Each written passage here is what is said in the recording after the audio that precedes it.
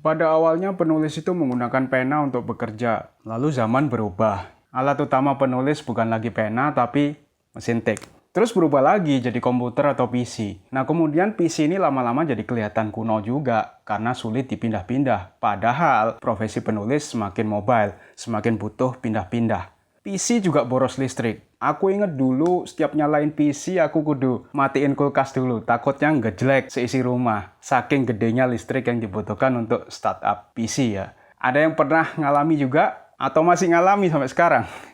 Beruntunglah sekarang eranya laptop. Ringan, portable, jauh lebih hemat listrik. Laptop inilah yang sekarang menjadi alat utama penulis. Jadi buat yang ingin menekuni profesi penulis, langkah paling pertama adalah mendapatkan laptop. Pinjem boleh, tapi ya sebaiknya beli sendirilah, beli baru. Nah, bagaimana cara paling praktis untuk membeli laptop? Simak terus. Assalamualaikum, aku seorang penulis multimedia, multi-platform. Di sini aku mau berbagi hal-hal ringan seputar profesiku. Namaku Brain Dito. Kalau kita gaptek sudah pasti puyeng duluan lah lihat puluhan merek laptop yang speknya macem-macem itu. Bisa-bisa seminggu belum kebeli tuh laptop. Meskipun dana sebenarnya udah di kantong. Padahal untuk membeli laptop kita cukup memperhatikan 5 hal simple ini. Pertama, ketahui peruntukan laptop. Dengan mengetahui akan dipakai untuk apa laptop ini, kita juga akan dapat petunjuk terkait spesifikasi laptop yang dibutuhkan. Penulis macam apa kita ini? Novelis, jurnalis, scriptwriter, copywriter. Apa saja program yang dibutuhkan untuk pekerjaan atau aktivitas sehari-hari kita. Juga apa hiburan kita? Film, game, atau aplikasi tertentu. Misalkan kita nggak perlu main game-game berat ya, sehingga lebih condong memilih prosesor Intel, bukan AMD. Dari situ kita bisa menguraikan lebih detail kebutuhan kita. Misal kalau kebutuhannya menulis saja, programnya paling Office ya. Nggak perlu edit gambar, video, atau lainnya, maka prosesornya bisa apa aja, terserah. Tapi prosesor yang nggak jadul-jadul amat ya, jangan Pentium gitu. Terus memori minimal 2 GB lah, hard disknya minimal 320 GB. Kalau selain nulis, kebutuhan kita juga mengedit gambar, bikin slide presentasi. Cocoknya ya pakai prosesor Intel Core i3 dengan RAM 2 GB dan hard disk 320 GB cukup lah, minimal tapi ya. Bagaimana kalau kita tergolong penulis yang juga perlu mengedit audio dan video sederhana? Nah, aku sarankan pakai laptop dengan spek prosesor Core i3, RAM 4 GB, dan hard disk setidaknya 500 GB. Kalau pekerjaan penulisan kita juga melibatkan pengeditan video panjang. Misalkan selain nulis skenarionya, kita juga edit filmnya yang rata-rata berdurasi di atas 20 menit dengan special effect itulah. Prosesornya minimal Core i5 lah, RAM 8 GB, dan hard disk 1 TB minimal. Kalau aku sendiri kan penulis multimedia yang kadang-kadang perlu memproduksi podcast dan video sederhana. Contohnya ya seperti ini termasuk video sederhana ya. Maka aku cukup memilih paket spek yang ketiga, yaitu Core i3, memori 4 GB, dan hard disk 500 GB. Yang kedua, putuskan mereknya. Sebenarnya nggak apa-apa juga kalau nggak punya merek favorit. Tapi setidaknya ketahuilah beberapa merek-merek incaran. Utamakan merek-merek yang besar ya. Karena mereka bisa jadi besar gitu. Atau terkenal gitu. Pasti ada alasannya kan. Beberapa orang bahkan sengaja memilih laptop berdasarkan mereknya aja. Kalau nggak merek ini, lebih baik nggak usah beli lah. Alasannya mulai dari yang paling rasional sampai yang emosional. Misalnya kualitas produk memang terbukti. Ini tergolong alasan rasional. Ada yang bilang laptop-laptop produk Apple atau MacBook masih berfungsi prima meskipun usianya 10 tahun. Klaim itu mungkin benar, karena harga Mac memang jauh lebih mahal dari merek-merek lainnya. Logikanya kan nggak mungkin brand ini dapat bertahan lama kalau harganya nggak sebanding dengan kualitas, ya kan? Terus alasan lain misalnya ketersediaan service center. Dengan adanya tempat servis resmi di kotanya, seorang konsumen jadi lebih tenang lah. Karena dia nggak akan kerepotan kalau terjadi sesuatu terhadap laptopnya. Alasan lain selalu beruntung dengan merek tertentu. Beruntung atau merasa beruntung, nggak tahu lah. Temenku misalnya, ada yang cinta mati dengan Asus. Karena menurutnya laptop dari Taiwan itu bandel, jarang sekali bermasalah, nggak seperti merek-merek lain. Ya, sah-sah saja pendapat seperti itu. Tapi aku sendiri belum punya sih merek yang bisa bikin aku cinta mati kayak gitu. Aku pernah pakai laptop Acer, HP, Asus, Lenovo, masing-masing selama beberapa tahun. Tapi masing-masing merek itu menurutku punya plus juga punya minus. Alasan lain tuntutan profesi. Misalnya sebagai influencer atau brand ambassador, atau sebagai buzzer. Mau nggak mau kita harus memakai dan memuji-muji merek itu. Bener kan?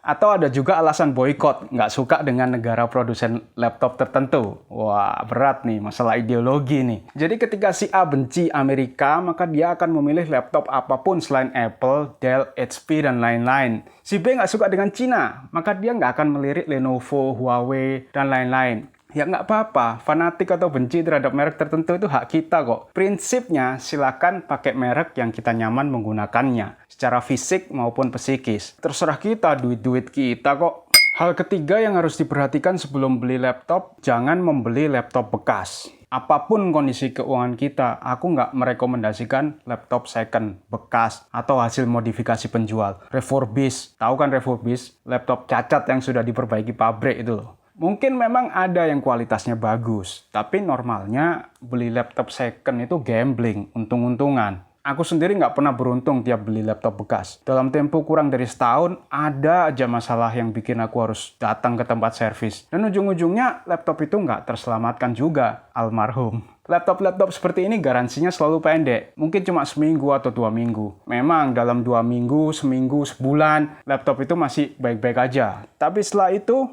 ambiar bos, toko udah lepas tangan, jadi mending kalau mau beli laptop yang baru sekalian gitu.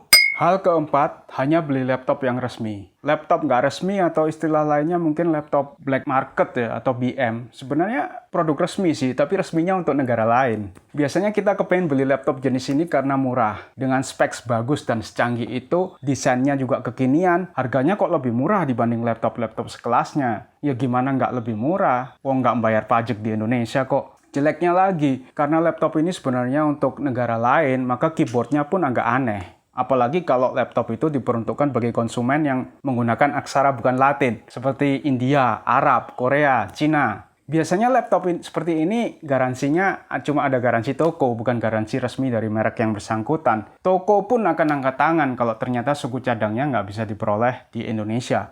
Maka kalau beli laptop, pastikan itu laptop resmi. Ditandai dengan adanya kartu garansi resmi dari pemilik merek. Minimal 1 tahun ya garansi resmi itu. Malah untuk laptop HP dan Dell biasanya garansinya 2 tahun kalau nggak salah. Keuntungan lainnya membeli laptop resmi itu biasanya OS-nya juga resmi atau original. Lumayan kan, harga Windows 10 itu 1 jutaan kan. Lah ini udah terinstall gratis, terbundling dengan laptopnya. Ya nggak selalu gitu sih, tapi biasanya begitu. Hal kelima atau yang terakhir, belilah laptop melalui internet. Ya sebenarnya terserah sih mau beli di mana, tapi kusarankan online aja karena toko online atau marketplace itu biasanya lebih lengkap dan banyak pilihan laptopnya. Bagi kita pembeli, membeli lewat internet itu juga lebih hemat tenaga. Datang ke toko komputer itu kan sudah pasti capek ya, apalagi kalau tokonya jauh. Apalagi kalau tokonya yang mau didatangi banyak. Capek kakinya karena harus berjalan dari satu tempat ke tempat lain. Capek juga mulutnya karena harus selalu bertanya ke pramuniaganya. Capek iya, bosen iya. Sudah gitu, belum tentu merek dan spesifikasi yang kita incer itu ada di situ. Kalaupun ada, harganya biasanya lebih mahal dari laptop yang sama di toko online. Coba buktikan sendiri. Beda kasus kalau kita belinya di Tokopedia, Bukalapak, Lazada, Shopee, apalagi Elevania, JDID, atau lainnya. Kita tinggal ketik di kolom pencarian, lalu atur filter atau advanced search sesuai merek dan spesifikasi yang kita mau. Dalam hitungan detik, daftar laptop yang kita mau itu udah muncul tuh, plus harga-harga dan ongkos kirimnya. Ya, kelemahan beli laptop toko online itu kita harus nambahin budget untuk ongkir ya. Tapi paling-paling berapa sih itu?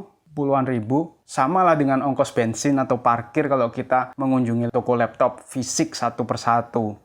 Nah, kalau kita nggak sabar nunggu proses pengirimannya, di filter, cari aja yang penjualnya berada di kota yang sama. Atau yang pengirimannya bisa diusahakan tiba di hari yang sama. Terus kalau kita takut ketipu atau macam membeli kucing dalam karung, lihat aja reputasi tokonya, baca juga rating produknya. Karena yang bisa kasih bintang 1 sampai bintang 5 itu pasti yang benar-benar membeli, bukan rekayasa. Inilah yang nggak mungkin dilakukan kalau kita belinya di toko konvensional. Itulah tips membeli laptop dari aku. Simple kan? Nggak bingung lagi kan? Nah, selamat berburu laptop baru. Dan yang lebih penting, mulailah menulis begitu laptopnya tiba. Terima kasih sudah menyimak. Sampai ketemu di video-video Brahmanto Anindito berikutnya. Wassalamualaikum.